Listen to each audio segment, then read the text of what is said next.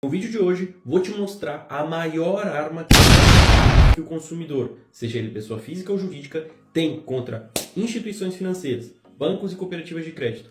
Fica comigo que com o que você aprender aqui nesse vídeo hoje, você pode recuperar o seu veículo perdido. Seja ele um caminhão, uma motocicleta ou um carro popular. Vem comigo. Se você não me conhece, meu nome é Hernan Aguilera e eu sou advogado dos consumidores. Já representei mais de 3 mil processos, milhares de consumidores contra os abusos de bancos, companhias aéreas, fornecedores de internet, telefonia móvel e tantas outras empresas que continuam desrespeitando os direitos do consumidor. E é um prazer te receber nesse canal em que a gente fala de assuntos, dúvidas e inquietudes sobre o direito consumidista. Se esse vídeo faz sentido para você, já deixa seu like e se inscreve no canal. Nesse vídeo eu vou te mostrar a maior arma que os consumidores, sejam eles pessoas físicas ou pessoas jurídicas, têm contra as instituições financeiras. Cooperativas de crédito, banco, empresas de consórcio que se utilizam da ação de busca e apreensão, mas também, como eu vou provar agora, litigam em absoluta má-fé. Esse comportamento é odiado pelos tribunais de justiça do nosso país e pode ser a diferença entre você reaver o seu veículo ou perder ele definitivamente para o banco. Vamos lá? Vou começar compartilhando a minha tela para mostrar a maior arma contra os bancos. O principal, ou um dos principais meios de defesa que aquele consumidor tem para reaver o seu veículo. E por que é isso? Isso acontece porque essa arma é capaz de anular o processo de busca e apreensão movido contra o próprio consumidor. Ou seja, o consumidor ele pode, com isso que vou te ensinar agora, anular o processo de busca e apreensão. Vamos direto ao ponto? Resumidamente, nesse país existe uma vedação legal que vem de uma máxima do latim.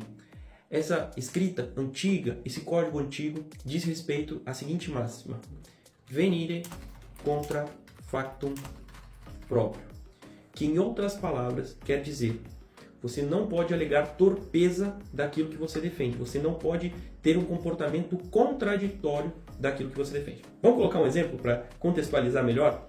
Imagina que você tem uma amiga ou um amigo, que é uma pessoa íntima do seu entorno social. E aquela pessoa na tua frente dá milhares de sorrisos, é uma pessoa muito afável, é uma pessoa muito simpática. Mas quando você se vira, quando você dá as costas para aquela pessoa, ela começa a falar mal sobre você, ela começa a falar coisas horrendas sobre sua personalidade, ela começa a apontar única e exclusivamente os seus defeitos para aquele círculo social de parentes, amigos, enfim, aquelas pessoas com as quais você se reúne. Você concorda que o comportamento dessa pessoa é um comportamento contraditório?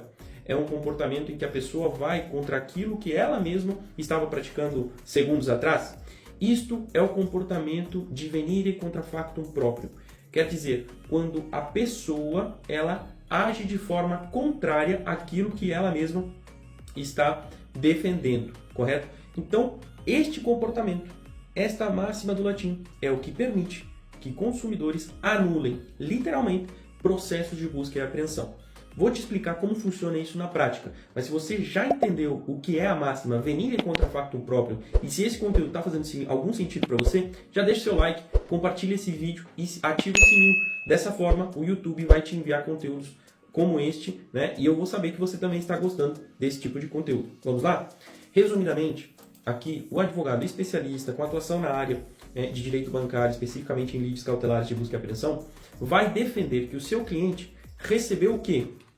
Do banco. Recebeu uma proposta. E aquela pessoa que se encontra inadimplente com a instituição financeira, agora vai dizer, se eu receber uma proposta, quer dizer que eu posso anular o processo de busca e apreensão, caso meu veículo seja apreendido ou caso eu esteja respondendo uma demanda dessa envergadura? Sim, isso é possível. E eu vou explicar o porquê que essa pessoa teve esse comportamento de dizer, só um minuto. Porque quem se encontra inadimplente com a instituição financeira sabe que recebem proposta literalmente todos os dias. É aquele liga de segunda a sexta, de sábado e domingo, muitas vezes, nos horários mais inconvenientes possíveis, que geram até um constrangimento para aquele consumidor que está toda hora recebendo uma ligação de uma assessoria de cobrança ou de um escritório de advocacia que representa a instituição financeira ou da instituição financeira em si. Quem está inadimplente com o contrato sabe que é comum que essas empresas entrem em contato literalmente toda hora praticamente para reaver valores, negociar a última parcela, negociar o passivo que já está atrasado, etc. e tal. E o que acontece? Por que receber uma proposta, ou aquela pessoa que recebeu uma proposta, pode, eventualmente, levando em consideração as especificidades do caso concreto, discutir a nulidade do processo? Porque quem busca conciliar não pode, ao mesmo tempo, aprender. Quem busca o acordo, quem busca a amizade, não pode buscar ao mesmo tempo o litígio ou a guerra. Quem busca se comportar bem na frente daquela pessoa, daquela conveniência social, uma festa, uma reunião entre amigos, não pode, assim que a pessoa sai daquele recinto, começar a falar mal dessa pessoa. Ou seja, é um comportamento contraditório, é um comportamento que traz malefícios. Agora, vamos entrar nesse ponto especificamente, receber uma proposta. O que é receber uma proposta especificamente? Então pode ser aquela ligação, né, que você recebe daquela instituição financeira, aquele escritório de advocacia ou aquela assessoria, né, de cobrança da instituição financeira com a finalidade de resolver o problema, de evitar a busca e apreensão, de colocar esse problema para o lado, de não ter mais um processo judicial ou uma dívida em seu nome. E com isso evitar, claro, a perda daquele bem. Ou seja, existe um ânimo de negociação com o consumidor, correto? Isso pode acontecer por intermédio de ligação, por intermédio de SMS, mensagem de texto, né? E principalmente hoje, com a globalização, né, com outros aplicativos que existem, o conhecido WhatsApp, né? O aplicativo de WhatsApp, né? Então, a instituição financeira pode querer negociar com o consumidor por todos esses meios, né? Lembre-se, a maioria deles deixa um registro, deixa uma forma de registro documental, que é o próprio celular. Então, por exemplo, você recebeu uma ligação, ficou conversando, né, aceitou uma proposta, fez uma contraproposta, né, negociou os termos da proposta inicial que foi feita pela instituição financeira, fica o registro do tempo da ligação. Né? Ou você recebeu uma proposta por SMS, você pode tirar um print. Né? Existe ali uma prova documental daquela negociação, daquele recebimento de proposta. Isso também pode acontecer, claro, pelo WhatsApp, inclusive com arquivos de áudio enviados pelos prepostos, pelos representantes, enfim, das instituições financeiras. Ou seja, tudo isto deixa claro que havia um ânimo de amizade, um ânimo de conciliação, um ânimo de fazer a paz, quando, na verdade, a instituição financeira, de forma respeitosamente sorrateira, de forma dolosa, de forma a venir contra o facto próprio, isto é, contra este comportamento amistoso, buscou aprender a coisa, buscou litigar, buscou sorrateiramente levar aquele consumidor ao erro, à tranquilidade, ao bem-estar, de dizer: estamos buscando resolver o seu problema, estamos buscando negociar, fique tranquilo. Né? E ao mesmo tempo, dias depois, ou até no mesmo dia em que a pessoa recebeu aquela proposta, toca lá a porta, o porteiro do teu condomínio te liga: oficial de justiça com mandado de busca e apreensão para apreender o seu veículo. Ou seja, é um comportamento contraditório, é um comportamento, né, que traz até, eventualmente, a litigância de má-fé, né, por, enfim, processar de um jeito e agir de outro. Né? Fora do processo, somos amigos, queremos a paz. Dentro do processo, estamos buscando aprender a propriedade. E o que acontece quando você, então, recebe uma proposta? O que é importante? Hernan, eu recebi uma proposta e fiz o pagamento. Essa é a primeira hipótese. Né? Eu recebi a proposta e fiz o pagamento. Bom, se esta for a sua condição, evidentemente há muito para ser discutido. Por quê? Você fez o pagamento, você tem um comprovante de pagamento, de intenção de resolução do processo. Ou seja, com este documento em questão, você pode se apresentar à justiça por intermédio de um advogado especialista e com experiência na área para defender, para dizer: olha, eu estava tentando fazer um acordo, eles me fizeram um acordo, eu não paguei do nada aqui o boleto, e o banco continuou a perquirir a minha responsabilidade, continuou a buscar o processo de busca e apreensão. Isso é contraditório, isso está trazendo uma litigância de má-fé, né, perante Vossa Excelência. Porque tenham certeza de uma coisa: o banco não comunicou essa realização de transações, né, de oferecimento de propostas, contrapropostas ou negociações de termos, condições, cláusulas, né, dentro do processo. O juiz, provavelmente, o juiz não tem conhecimento, né, acerca dessa questão. E quem vai iluminar, trazer luz a essa obscuridade é o consumidor. Tá? A segunda hipótese, né, é que a pessoa que recebeu a proposta, mas não fez o pagamento.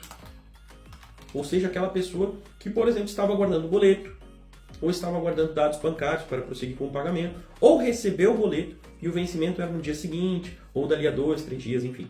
Aquela pessoa que efetivamente não fez o pagamento. Nesse caso, também é possível discutir a questão. Por quê? Lembrem-se dessa máxima. A oferta vincula o ofertante na medida daquilo que é oferecido. Vamos de novo? A oferta vincula o ofertante na medida daquilo que é oferecido. Isso é uma máxima de direito consumerista que, evidentemente, pode ser muito bem defendida nessa hipótese aqui. Por quê? Porque quem recebeu a proposta e aceitou a proposta, vinculou aquela proposta. Por quê? Porque aquilo já foi aceito, aquilo já foi considerado, em termos de negociação de boa-fé, como um done deal, um negócio feito, um negócio apalavrado, resolvido. Né? Embora a pessoa não tenha feito o pagamento, ainda assim seria possível discutir na justiça se aquela proposta verbal, ou melhor dizendo, contrato, considerando que houve aceitação, né, tem validade jurídica sobre o processo. E a terceira hipótese, né, é aquela pessoa que não fez o pagamento, né, que não recebeu a proposta, uma proposta definitiva, mas está negociando com a instituição financeira. Ou seja, neste caso, em que a pessoa, por exemplo, não recebeu o boleto, ou não tem uma data certa para pagamento, né, não fez o pagamento, ou fez o pagamento, né, a pessoa que está negociando os termos. Então, você está conversando, olha, posso pagar da forma X ou Y, e estava aguardando uma resposta daquele preposto, daquele representante da instituição financeira, ou aquela pessoa que disse, olha, eu não consigo pagar tal dia, posso pagar tal outro dia, né, ou posso, e uma parcela de tanto, né? O pagamento de uma entrada de X ou de Y tem validade para vocês? Vocês concordam? Isso significa dizer que a pessoa estava negociando, estão no ânimo de negociação. E quem negocia por um lado não pode com a outra mão querer tomar a propriedade de assalto, né? Com má fé. Né? Dessa forma, é possível sim buscar, por intermédio dessa máxima, venire contra factum próprio, a responsabilização, inclusive, da instituição financeira, que agiu, por um lado, com boa fé, querendo paz, sendo afável, dizendo que estava negociando, tudo por você, claro, nada por eles, né? E, ao mesmo tempo, de má fé, de forma sorrateira, buscou, com a outra mão, aprender a coisa e discutir. É muito comum, lamentavelmente, que esta forma, né, de proceder com as instituições financeiras aconteça de forma corriqueira, lamentavelmente. Agora, é trabalho do advogado especialista, é trabalho do consumidor brindar a este advogado documentos, provas, elementos para discutir este comportamento, que no final de contas é um comportamento contraditório e pode levar, literalmente, à anulação do processo de busca e apreensão, isso com maiores consequências e maiores malefícios para a instituição financeira, inclusive, por exemplo, a condenação em litigância de má-fé, o que é considerado uma questão bastante abrupta, bastante ruim em termos de decisão judicial. Né? Me diga, você estava negociando com o banco e teve seu veículo apreendido? Você conhece alguém que estava negociando com o banco e teve o seu carro, sua motocicleta, o seu caminhão apreendido? Lamentavelmente é muito comum, tenho certeza que sim. Se você conhece esta pessoa, encaminhe esse vídeo. E se você gostou desse conteúdo, por gentileza, deixe seu like, se inscreve no canal e ative o sininho para continuar recebendo conteúdos informativos como o que você viu hoje. Foi um prazer te receber aqui e até a próxima.